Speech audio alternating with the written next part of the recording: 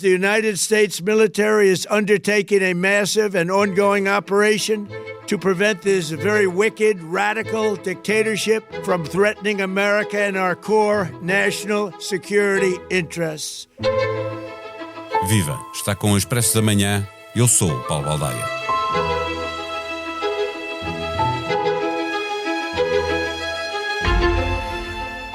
A dimensão conjugada dos exércitos dos Estados Unidos e Israel antecipava a impossibilidade do Irão sair vencedor e o poder letal do armamento, como se viu no ataque às instalações nucleares em junho do ano passado, conjugado com a informação da Mossad e da CIA, antecipava a impossibilidade das grandes figuras do regime escaparem com vida aos bombardeamentos seletivos com que esta guerra começou.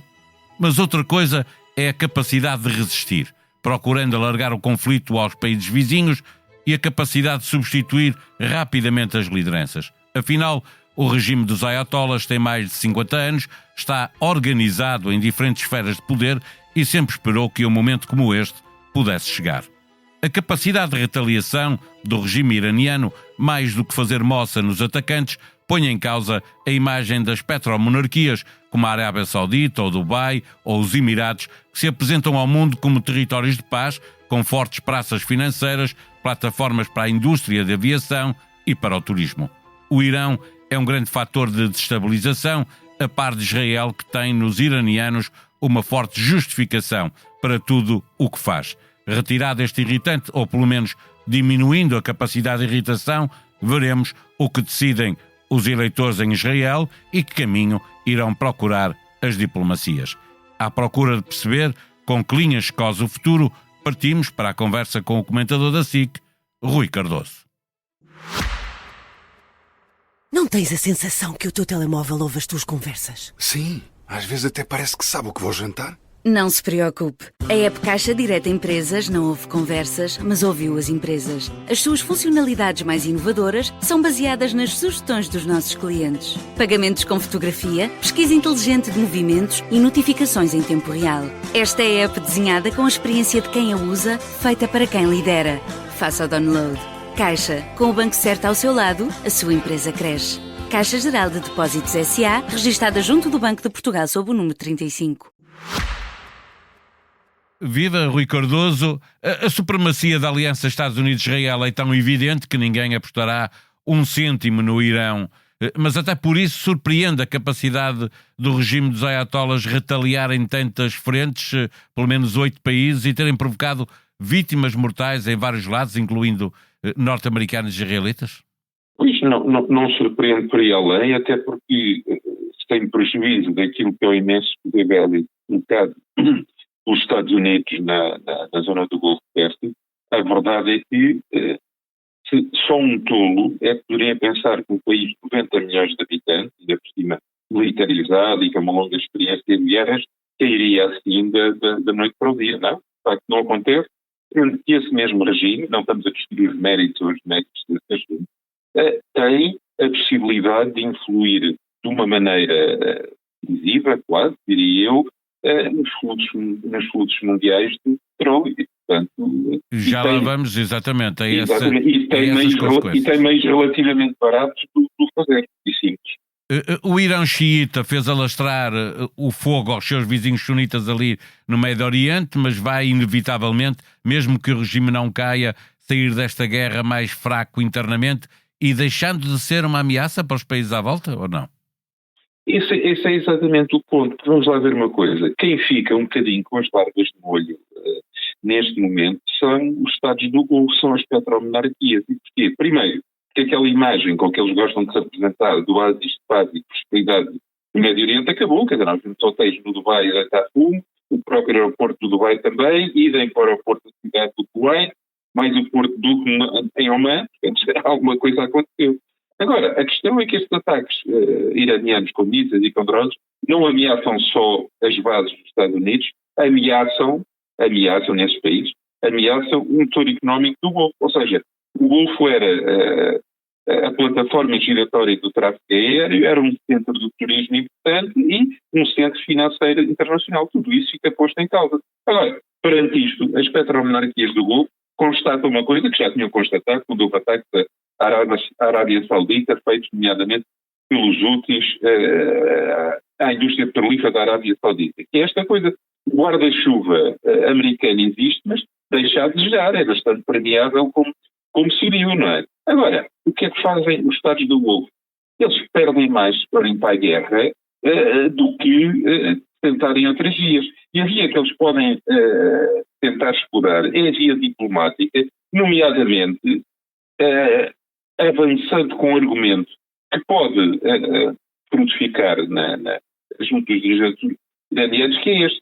É dizer ao Irão, tenham calma, olhem que ao procederem isso e ao estarem a atacar também a nós, estão a enfiar a carapuça que Israel nos quer enfiar, de serem a ameaça à estabilidade e à paz no Golfo. Portanto, tenham juízo.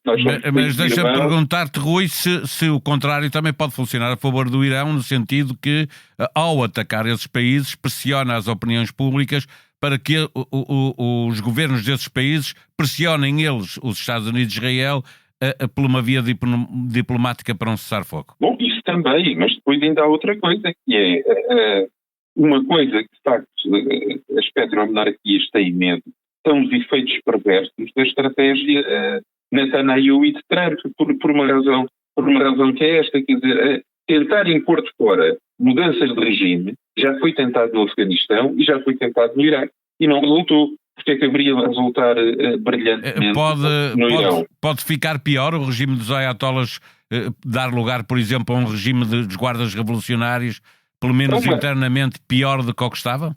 Sim, é uma ditadura mais militar, menos teocrática, menos ideológica e com um regime desse tipo, os Estados Unidos entendem que veja-se o que aconteceu na Venezuela, não é? Eles raptaram o ditador, mas deixaram efetivamente a ditadura. Agora, uma coisa que, de facto, as petromonarquias, há duas coisas que eles têm. É o Médio Oriente, em que Israel passa a ser o ator dominante, porque eles têm olhos na cara e já viram como é que Israel trata os seus vizinhos quando está em superioridade, nomeadamente na Síria, nomeadamente no Líbano, e depois é outra coisa que é, se de facto o Irão se desintegra, então pode transformar-se num buraco negro com guerras de milícias e diferentes grupos armados, fuga em massa de refugiados, contaminação radioativa e, sobretudo, perturbação dos mercados energéticos. Não é exatamente isto que os Dubais e as Arábias Sauditas de companhia querem, como é óbvio. Pegando por aí, na questão do preço a pagar por uma guerra que se prolongue, para lá do problema interno que poderia existir no Irão, os proxies do Irão podem também destabilizar em alguns países à volta. Seria para o comércio ali no Estreito de Hormuz e não apenas, como se vê, também no Mar Vermelho já está parado o comércio. Claro.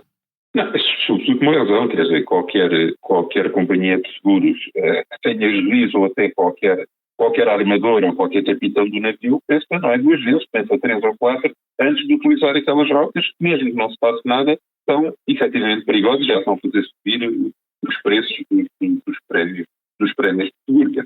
Isto é completamente evidente. Portanto, temos ali, de facto, uma situação complicada. Agora, a verdade seja dita, o chamado arco da resistência, o eixo da resistência, portanto, milícias e grupos pró-iranianos, tem estado surpreendentemente quieto. Quer dizer, há umas ameaças das milícias xiitas no Iraque, mas que não se traduziram até agora em nada de especial. Os próprios úteis estão estranhamente calmos também, portanto, ataques no Mar Vermelho já os fizeram noutras alturas, mas agora não estão a acontecer. E a coisa mais significativa é talvez o Hezbollah, que condena os ataques israelitas ao Irão nos termos mais enérgicos, mas também não dá um passo em frente para passar dos entretantos finalmente, ou seja, atacar militarmente Israel, coisa da qual também, verdade seja dita, o novo primeiro-ministro libanês os tem tentado dissuadir, dizendo que há quem tentar arrastar o Líbano para uma guerra sem sentido com Israel. O Estreito de Hormuz, de que estávamos a falar, por onde passa mais de 20% do comércio petrolífero no mundo e muitas mercadorias, já grandes transportadoras se retiraram, obviamente não passam por ali, é muito importante para ligar ao Oriente, está fechado, por ali passa muita da economia chinesa.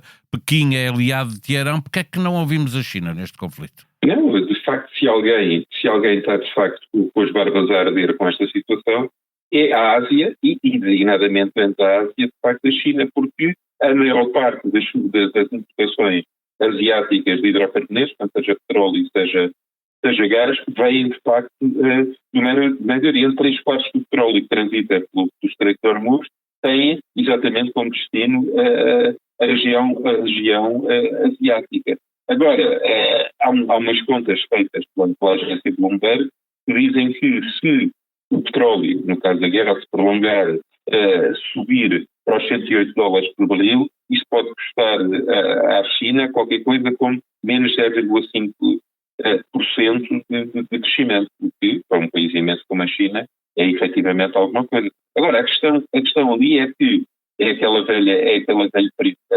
provérbio de que o que guarda a vinha não é o vinheteiro, mas sim o medo desse mesmo vinheteiro. Ou seja, a partir do momento em que pesa a ameaça, que podem aparecer lanchas rápidas, drones, torpedos, minas, não está no quê, no Estreito de Hormuz, mesmo que essa ameaça seja mais virtual do que real, a questão é que a dissuasão, e de facto qualquer companhia de seguros, qualquer armador, não vai fazer passar os barcos por ali, vai ter efeitos. A China tem ali um grave problema, obviamente quem sai mais prejudicado fora os países da região com esta guerra, tem também ali ao lado um outro problema, que é o Paquistão e o Afeganistão. O Paquistão é também um aliado da China. E da Arábia Saudita. É outro problema para resolver, não será afetado por este, nem positiva nem negativamente? Não, será afetado seguramente, até que já houve incidentes no Paquistão, junto, por exemplo, a uma representação diplomática iraniana. Já morreram bastantes pessoas. Morreu bastante gente, de facto, sendo o Paquistão algo parecido com uma ditadura militar, também o direito à manifestação e tal, também está quieto ou mal, aquilo é resolvido aqui. Aparentemente eram... Sim, mas terão tentado invadir a embaixada americana, num dos casos. Possivelmente, aparentemente era a minoria, embora o Paquistão seja ultramaioritariamente sunita, tem minorias xiitas significativas, e esta, por uma questão de alinhamento ideológico e religioso, reagem sempre a favor do Irão. Mas agora temos ali uma guerra, eu diria inesperada, uma guerra, mais que uma guerra de fronteiras, está a ser uma guerra aérea unilateral, pouco a questão é que tem força aéreas. Os talibãs chegaram lá com muito material americano nas aeronaves, de facto não os têm, e de facto já houve uma coisa absolutamente inaudita que talvez dissesse que ia acontecer. Eu diria que isso era maluco, que é bombardeamentos paquistaneses à cidade de Cabul, a capital do Afeganistão. Era das tais coisas que eu nunca acreditaria como sendo possível, mas a verdade é que foram.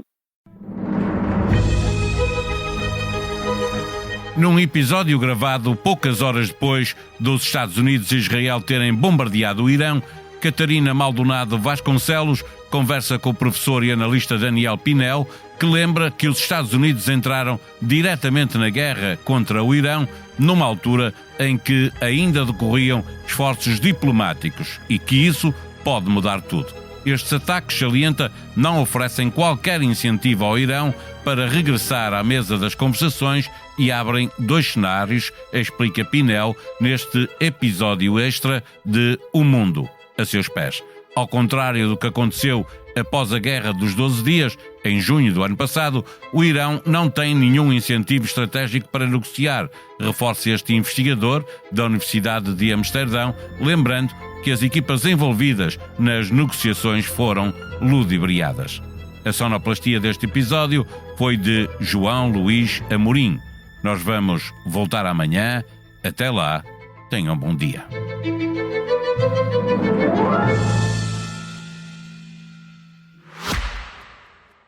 Não tens a sensação que o teu telemóvel ouve as tuas conversas? Sim, às vezes até parece que sabe o que vou jantar. Não se preocupe. A app Caixa Direta Empresas não ouve conversas, mas ouviu as empresas. As suas funcionalidades mais inovadoras são baseadas nas sugestões dos nossos clientes. Pagamentos com fotografia, pesquisa inteligente de movimentos e notificações em tempo real. Esta é a app desenhada com a experiência de quem a usa, feita para quem lidera.